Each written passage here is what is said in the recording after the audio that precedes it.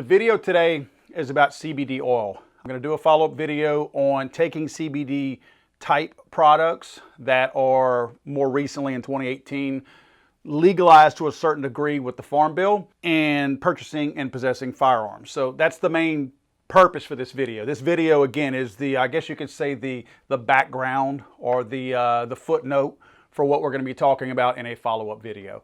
So let's talk about CBD oil. Now, it's really important for me to disclose a couple things up front. Number one, I take CBD oil. I have for about 2 years now. This is the brand that I have taken for quite some time, On Duty CBD oil. I met Greg, who is the CEO of On Duty, a couple of years ago at SHOT Show. He came on my live stream at SHOT Show on the floor, and we did a video. And there were some issues that I had, more notably tendonitis from all the shooting, and reloading. Also, I was reloading at the time. Just a bunch of things I was using with my hands. Guys, I'm an older person. I'm 53 years old. These things start to happen as you get a little bit older. It's natural, right? So I started educating myself, and shortly thereafter, I started taking it.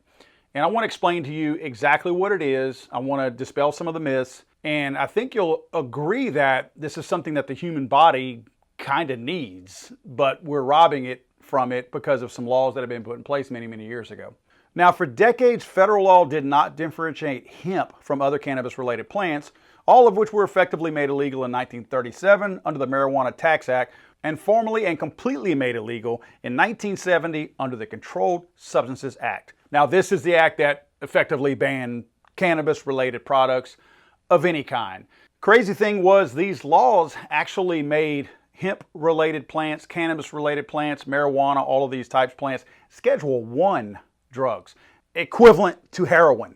Now, cannabis is a plant. You guys know this. The misconception out there is that all things marijuana are cannabis and all cannabis things are marijuana. That is absolutely not true.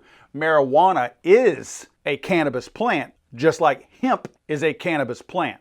Now, marijuana and hemp are not the same thing. They're both cannabis, but they're separate types of cannabis. To be more scientific, hemp and marijuana both derive from the cannabis sativa family. They share a lot of similarities. However, due to each plant's biological structure, they've got several very distinct and crucial differences. When THC oil, marijuana oil, or cannabis oil is made from a marijuana plant, you get roughly 15 to 20% of THC. Now, on the other hand, when you make oil out of hemp, there's a couple different types of hemp oil that you can make. That's CBD oil, hemp oil, cannabis oil.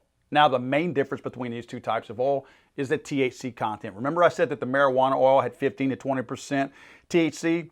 Well, the CBD oil has less than 0.3%. Not even enough to have any kind of a hallucinogenic effect. None. I mean, you could take a ton of it. I guess it's anything like O'Doul's beer. You could drink 55 gallons of O'Doul's beer, and at some point you would get a buzz.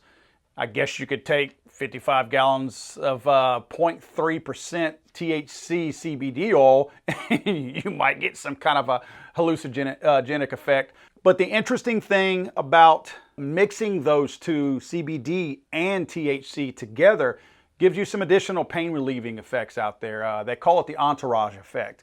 But make no mistake, these two plants and the oils that they make are completely different, and the government now, with the 2018 Farm Bill, certainly looks at them very different, so you need to look at them very different.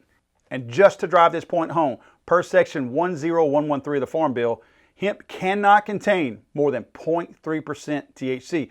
Any cannabis plant that contains more than 0.3% THC would be considered non-hemp cannabis under federal law and would thus face no legal protection under this new legislation. Under the Farm Bill, you've got legal protection if it's got 0.3% or less. Now, more on that later as far as how that product is actually manufactured.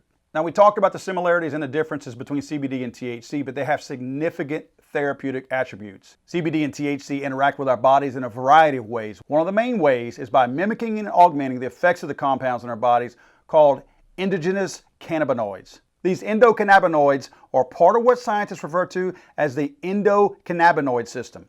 This system plays a huge role in managing physiological things in our body, things that are taking place from a chemical standpoint, things that affect our everyday experience, like our mood, our energy level, our intestinal fortitude, immune activity, blood pressure, bone density, glucose metabolism, how we experience pain, stress, hunger, and many, many more. What happens if this system does not function properly?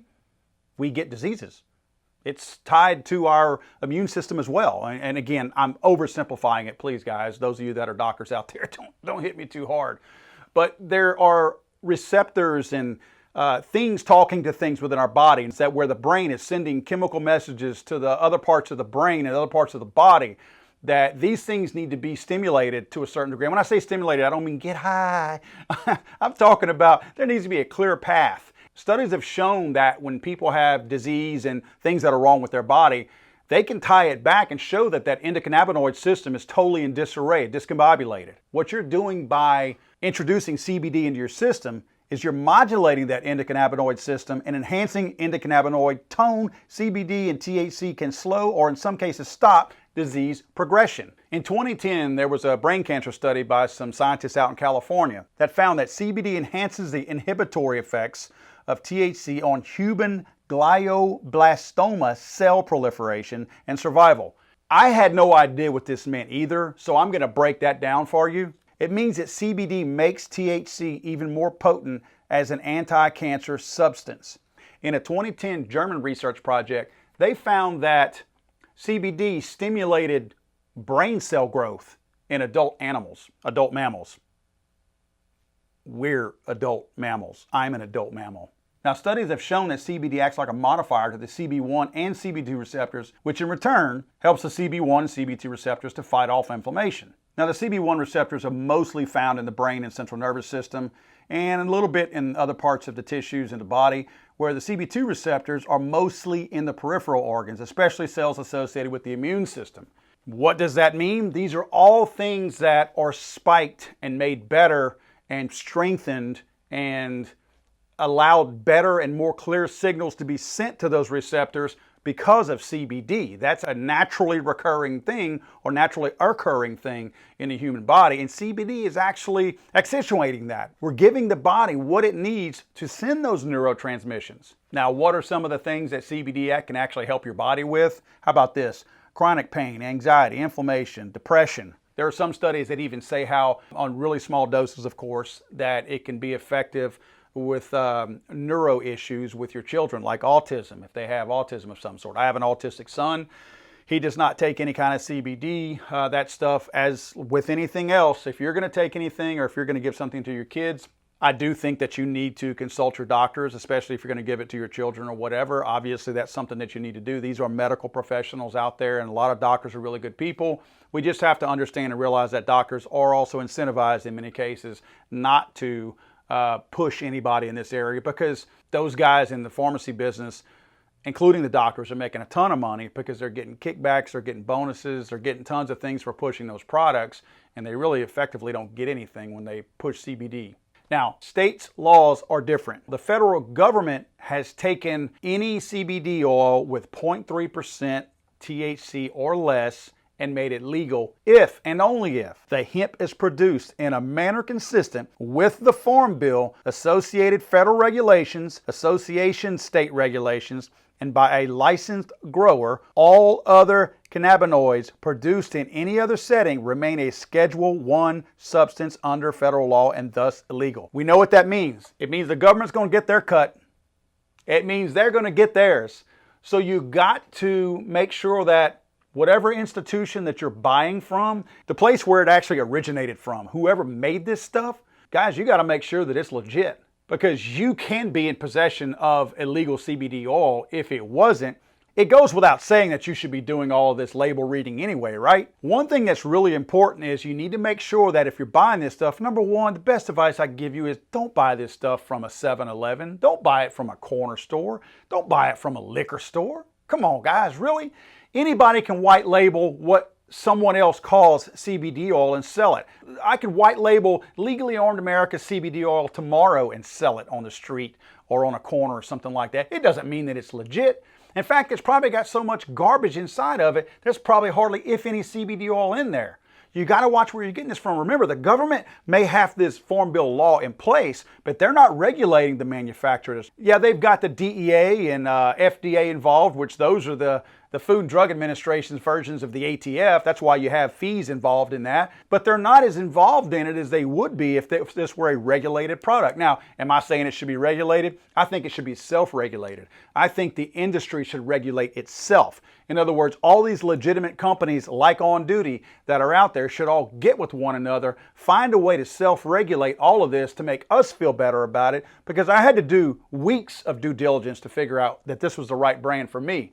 But the bigger companies, you're more likely to get some legitimacy there because they have more at stake. If they've got a lot of things invested in it, people, machinery, scientists, all that kind of stuff, distribution networks and all that, they've got a lot more at stake and they're probably playing by the rules. But don't just think, I'm just going to go down to the pharmacy and just buy mine. That's not right. I saw where a study was run, I don't know, last year sometime I believe it was, where they took 13, I believe it was, different popular CBD oils out there and ran some tests on them to see how much CBD oil and how much junk was in there. And out of those 13, they found that 5 of them did not have any CBD oil in them. They were sold as CBD oil and had 0 CBD in them. 5 of the other ones had some CBD oil, but not what they were supposed to have in there.